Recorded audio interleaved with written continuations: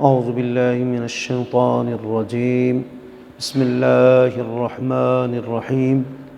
حاضرین، ناظرین، سامعین، سامعات، آپ کو معلوم ہے کہ ہمارے ملک عزیز کے اندر ہی نہیں بلکہ پوری دنیا کے اندر ایک خلاف سنت کام کو سنت کا نام دیا جا رہا ہے۔ وہ ہے کہ مصافحہ کرنا آیا ایک ہاتھ سے سنت ہے یا دونوں ہاتھوں سے سنت ہے؟ آج کل ہمارے اسکولوں کالجوں میں یہ ہے کہ ایک ہاتھ آگے کرتے ہیں جی کہ یہی سنت ہے جی، اور اس کے موجد جو ہیں نیچری ہیں، انہوں نے پہلے کالج میں، یونیورسٹیوں میں، سکولوں میں شروع کیا، پھر وہاں سے مختلف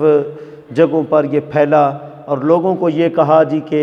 آقا علیہ الصلوۃ والسلام نعوذ باللہ من ذالک دائیں ہاتھ سے جو ہے وہ مصافحہ کرتے تھے اور یہی سنت ہے، اور ان کو طرح طرح کی اوپر حدیث سنائیں، من تمسک بسنتی عند فساد امتی فلہ اجر مئۃ شہید، کہ حضور نے فرمایا جب میری سنت مٹ رہی ہوگی تو جو میری سنت کو زندہ کرے گا تو اللہ اسے ایک سنت کے احیاء پر جو ہے 100 شہیدوں کا ثواب عطا فرمائے گا۔ اس طرح کے جذبے دیے لوگوں کو اور لوگوں نے ایک ہاتھ کے ساتھ ہی جو ہے مصافحہ کرنا شروع کر دیا، حالانکہ آقا علیہ الصلوۃ والسلام کا فرمان ہے مصافحہ دونوں ہاتھوں سے ہونا چاہیے۔ جب دو مسلمان آپس میں مصافحہ کرتے ہیں، فتاوی شامی میں ایک اس جگہ کے اندر محبت رکھی ہوئی ہے، جب یہ آپس میں ملتے ہیں نا دونوں ہاتھ پھر محبت پیدا ہوتی ہے، اس رگ کے اندر اللہ نے محبت رکھی ہے۔ لہٰذا جب مسلمانوں کو محبت سے دور کیا جا رہا ہے کہ ایک ہاتھ سے مصافحہ کرو تاکہ آپس میں ٹچ ہی نہ ہو، محبت ہی نہ پیدا ہو، بلکہ دونوں ہاتھوں سے مصافحہ کرنا جو ہے وہ کیا ہے؟ سنت ہے۔ ہم نے ان لوگوں کو کہا جب آپ کہتے ہیں کہ ایک ہاتھ سے مصافحہ کرنا سنت ہے، کیا کوئی ایسا ثبوت ہے جیسے آقا علیہ الصلوۃ والسلام صحابہ اکرام دائیں ہاتھ سے کھانا کھایا کرتے تھے، بائیں ہاتھ استعمال نہیں کرتے تھے، یا استنجا جو ہے وہ ہمیشہ بائیں ہاتھ سے کرتے تھے، دائیں ہاتھ کا استعمال نہیں کرتے تھے؟ کوئی اس قسم کی جو ہے وہ روایت آپ کے پاس موجود ہو؟ ہم نے کئی طرح کا مطالبہ کیا۔ پہلا ہم نے یہ کہا کہ چلو آپ بخاری مسلم سے نکال دیں کوئی روایت جس میں یہ کہ آقا علیہ الصلوۃ والسلام نے مصافحہ کرتے وقت فقط ایک ہاتھ کا استعمال کیا ہو۔ بخاری مسلم سے نہ نکال سکے، ہم نے کہا چلو باقی جو سنن اربع ہیں، مطلب ایک جامع ترمذی ہے، ابو داؤد ہے، نسائی ہے جی، سنن ابن ماجہ ہے، ان میں سے کسی سے نکال دیں، اس سے بھی کوئی نہیں نکال سکے۔ ہم نے سوال کیا کہ چلو آپ یہ ہے کہ حضور کی کوئی قولی حدیث آپ نکال دو، صحیح نہیں چلو حسن کے درجے کی نکال دو، حسن نہیں چلو ضعیف کے درجے کی نکال دو، تو قولی حدیث بھی ہمیں کوئی پیش نہ کر سکے۔ پھر ہم نے کہا چلو فعلی حدیث کوئی پیش کر دو، آقا علیہ الصلوۃ والسلام کی کوئی فعلی حدیث جو ہے وہ تم پیش کر دو، فعلی حدیث خواہ وہ صحیح نہ ہو، حسن کے درجے میں ہو، ضعیف کے درجے میں کیوں نہ ہو، وہ بھی پیش نہیں کر سکے۔ ہم نے کہا چلو کوئی تقریری حدیث پیش کر دو، حضور کے سامنے صحابہ نے ایسا کیا ہو، حضور نے منع نہ کیا ہو، ایک ہاتھ سے کسی صحابی نے دوسرے صحابی کو مصافحہ کیا ہو، حضور نے منع نہ کیا ہو، کوئی یہ ہمیں دکھا دو۔ کہیں سے بھی کوئی کسی قسم کی روایت ان کو نہ مل سکی۔ بالآخر ہم نے کہا کہ تم کہہ رہے ہو کہ یہ سنت ہے، ذہن میں رکھیں ایک حدیث میں آتی ہے چیز اور ایک سنت وہ ہوتی ہے کہ جس پر آقا علیہ الصلوۃ والسلام نے دوام بھی کیا، ہمیشگی کی، اور حضور کا خاصہ بھی نہ رہا۔ اور حدیث میں تو مطلق ہو سکتا ہے، مثلا حضور نے جو ہے وہ ایک کپڑے میں نماز پڑھی، حدیث سے ثابت ہے۔ آقا علیہ الصلوۃ والسلام نعلین شریفین پہن کر، جوتے پہن کر جو ہے سرکار نے نماز پڑھی، حدیث سے ثابت ہے۔ لیکن یہ اب سنت تو نہیں ہے نا، سنت کے لیے تو مواظبت اور ہمیشگی اور دوام جو ہے وہ شرط ہے، اور یہ تو حضور کی ہمیشگی ثابت نہیں ہے تھی، تو لہٰذا اسی طریقے سے بعض روایات میں مختلف چیزیں آئی ہیں، مثلا آقا علیہ الصلوۃ والسلام نے رفع یدین کیا ہے، حدیث میں آیا ہے آپ کرتے تھے جی، آمین بالجہر کرتے تھے، لیکن یہ سنت تو نہیں ہے نا کہ آقا علیہ الصلوۃ والسلام نے اس پر مواظبت بھی فرمائی ہو، آخری دم تک یہ کام کیا ہو جی، اور آپ کا خاصہ بھی نہ ہو جی، وغیرہ وغیرہ۔ تو سنت تو جب ہم نے کہا کہ کوئی حدیث پیش کرو تو بالآخر اور تو کوئی نہ ملی، انہوں نے کہا جی کہ بعض روایات میں آتا ہے کہ اخذ بالید یا اخذ بیدی کے الفاظ ہیں، اس کا مطلب یہ ہے کہ ایک ہاتھ کا ذکر ہے، تو لہٰذا اس کا مطلب ہے ایک ہاتھ سے ہی جو ہے وہ مصافحہ کرنا چاہیے۔ ہم نے کہا دیکھیں آپ کیسی بچوں والی باتیں کر رہے ہیں، ایک ہاتھ کا ذکر ہو تو دوسرے کی نفی کہاں ہوتی ہے؟ مثلا بڑی مشہور حدیث ہے المسلم من سلم المسلمون من لسانہ و یدہ، مسلمان کامل وہ ہے کہ دوسرے مسلمان اس کی زبان سے اور ہاتھ سے محفوظ رہیں۔ اب ہاتھ سے مراد کیا ہے کہ ایک ہاتھ سے محفوظ رہیں، دوسرے ہاتھ کے ساتھ وہ مسلمانوں کو تکلیف پہنچاتا رہے؟ نہیں، ذکر ایک چیز کا ہے، مراد دونوں چیزیں ہیں۔ جی یہ حدیث کیا ہے؟ بخاری کی حدیث ہے۔ اچھا قرآن کے بارے میں کیا کہیں گے؟ اللہ رب العزت نے فرمایا کہ لا تجعل یدک مغلولۃ الی عنقک، یدک یہاں بھی ید کا لفظ ہے۔ اب یہاں اس کا مطلب یہ تو نہیں کہ ایک ہاتھ جو ہے وہ وہی مراد ہے، بلکہ دونوں ہاتھ مراد ہیں۔ ایک آدمی کہتا ہے میں نے فلاں کو دیکھا ایک آنکھ سے، اس کا یہ تو نہیں مطلب کہ دوسری آنکھ دیکھتے وقت اس نے بند کر لی۔ ایک بندہ کہتا ہے میں نے فلاں سے یہ بات سنی، اس کا یہ تو مطلب نہیں کہ ایک کان سے سنی دوسری کان سے نہیں سنی، دونوں چیزیں دونوں اعضاء مراد ہوتے ہیں، لہٰذا ایک کے ساتھ تخصیص کرنا جو ہے وہ درست نہیں ہے۔ اور یہ نام نہاد سکول کالج یونیورسٹی والوں کا ہے۔ ہمارا اب بھی دعویٰ ہے کہ ایک ہاتھ سے مصافحہ کرنا خلاف سنت ہے، دونوں ہاتھوں سے مصافحہ کرنا چاہیے، جو انکساری بھی ہے اور اس میں اظہار محبت بھی ہے۔ دیکھیں اب ہم دلیل پیش کرتے ہیں، آپ لکھتے جائیں گے۔ یہ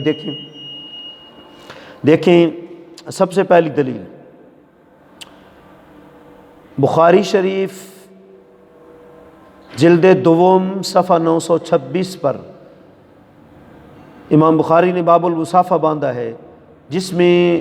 حضرت عبداللہ بن مسعود رضی اللہ تعالیٰ عنہ سے تعلیقاً روایت لائے ہیں، علمنی النبی صلی اللہ تعالیٰ علیہ وسلم التشہد و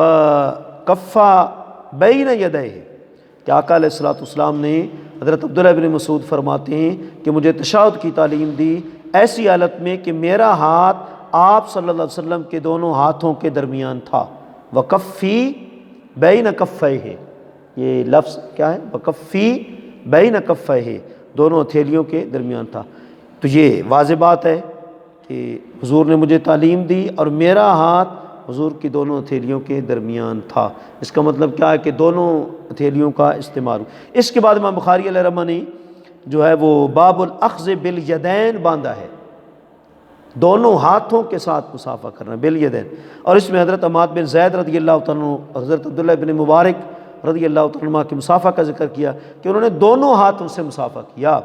انہوں نے دونوں ہاتھوں سے مصافحہ کیا۔ اس کے بعد دو ہاتھ سے مصافحہ کی دلیل میں پھر حضرت عبداللہ بن مسعود رضی اللہ تعالیٰ عنہ کی مندرجہ بالا حدیث پوری سند کے ساتھ لائے ہیں کہ میرا ہاتھ آپ صلی اللہ علیہ وآلہ وسلم کے دونوں ہاتھوں کے درمیان تھا۔ صحیح بخاری جلد دوم صفحہ 926، اور یہی روایت صحیح مسلم کی جلد اول اور صفحہ 173 پر، اور نسائی میں بھی 175 جلد اول پر یہ روایت جو ہے موجود ہے۔ تو اہل علم بخوبی جانتے ہیں کہ امام بخاری رحمۃ اللہ تعالی علیہ کی غرض اس باب کے باندھنے سے یہی ہے کہ آقا علیہ الصلوۃ والسلام دونوں ہاتھوں سے مصافحہ کرتے تھے، بعد میں بھی اسی پر یہ آپ کا عمل جو ہے وہ جاری رہا۔ دوسری حدیث امام بخاری رحمۃ اللہ تعالی علیہ اپنی تاریخ میں فرماتے ہیں، اور حاشیہ بخاری پر بھی یہ بات جو ہے وہ موجود ہے۔ حدثنی اصحابنا یحییٰ وغیرہ عن اسماعیل بن ابراہیم قال رأیت حماد بن زید وجاء ابن المبارک بمکہ فصافحہ بکلتا یدیہ، یہ حاشیہ بخاری کی دوسری جلد صفحہ 926 پر ہے۔ اسماعیل بن ابراہیم فرماتے ہیں کہ میں نے حماد بن زید کو دیکھا، ان کے پاس عبداللہ ابن مبارک رحمۃ اللہ تعالی علیہ مکہ معظمہ میں تشریف لائے، تو آپ نے دونوں ہاتھوں سے مصافحہ کیا، دونوں ہاتھوں سے مصافحہ کیا۔ تو یہ بھی آپ کو معلوم ہونا چاہیے کہ دونوں بزرگ اپنے زمانے میں امام المحدثین مانے جاتے تھے جی۔ اور تیسری بات امام عبد الرحمن بن مہدی فرماتی ہیں الائمۃ اربعۃ مالک و سفیان ثوری و احمد بن زید و ابن مبارک، یعنی چاروں امام، حضرت امام مالک، حضرت سفیان ثوری، حضرت احمد بن زید، اور چوتھے حضرت عبداللہ بن مبارک، اور دیگر محدثین بھی یہ تذکرۃ الفاظ میں موجود ہے، دونوں ہاتھوں سے مصافحہ کیا کرتے تھے۔ اور چوتھی بات، چوتھی دلیل ام المومنین حضرت عائشہ صدیقہ رضی اللہ تعالیٰ عنہ فرماتی ہیں آقا علیہ الصلوۃ والسلام نے ایک عورت سے فرمایا قد بایعتک، میں نے تجھ سے بیعت کیا۔ حضرت عائشہ صدیقہ رضی اللہ فرماتی ہیں کلاماً، صرف کلام سے بیعت فرمایا تھا، ہاتھ پکڑ کر آپ نے بیعت نہیں فرمائی تھی، اور ویسے بھی آپ عورتوں کو زبان الکلام بیعت کیا کرتے تھے۔ علامہ عسقلانی بخاری کی شرح ارشاد الساری جو ہے اس کے وہ شارح ہیں، علامہ بدر الدین عینی بخاری کے شارح ہیں، عمدۃ القاری کے نام سے شرح لکھی ہے، اس میں فرماتے ہیں اے لا بالید کما کان یباشر الرجال بالمصافحۃ بالیدین، یعنی آقا علیہ الصلوۃ والسلام عورتوں کو آپ نے ہاتھ سے بیعت نہیں فرمائی جس طرح مردوں کو بیعت کرتے وقت دونوں ہاتھوں سے مصافحہ فرماتے تھے۔ معلوم ہوا کہ عورتوں کو آپ ہاتھ سے بیعت نہیں کرتے، اور دوسرا مسئلہ معلوم ہوا کہ جب مردوں کی بیعت کرتے دونوں ہاتھوں سے آپ مصافحہ کر کے جو ہے وہ بیعت فرمایا کرتے تھے۔ اور اگلی بات، اس کی تائید ہمارے امام المحدثین حضرت شاہ ولی اللہ محدث دہلوی رحمۃ اللہ تعالیٰ علیہ کی بات سے بھی ہوتی ہے۔ آپ نے ایک کتاب لکھی الدر الثمین فی مبشرات النبی الکریم، جو خواب میں اور عالم رویا میں سرکار سے انہوں نے فیض لیا، وہ بات اس کتاب میں جمع کی۔ آپ فرماتے ہیں کہ آقا علیہ الصلوۃ والسلام نے ایک دن میری طرف تبسم فرماتے ہوئے اپنے دونوں ہاتھ بڑھائے، میں قریب ہوا، فأخذ صلی اللہ علیہ وسلم یدی بین یدیہ فصافحہ، آقا علیہ الصلوۃ والسلام نے میرا ہاتھ اپنے دونوں مبارک ہاتھوں کے درمیان پکڑا اور دونوں ہاتھوں سے مصافحہ کیا۔ جی الدر الثمین میں یہ جو ہے موجود ہے۔ اور شاہ صاحب رحمۃ اللہ تعالیٰ علیہ، شاہ ولی اللہ صاحب کی ایک اور کتاب ہے القول الجمیل فی شفاء العلیل، اس کے اندر تعریف فرماتے ہیں میرے والد صاحب سے بھی آقا علیہ الصلوۃ والسلام نے عالم رویا میں خواب میں دونوں ہاتھوں سے مصافحہ فرمایا۔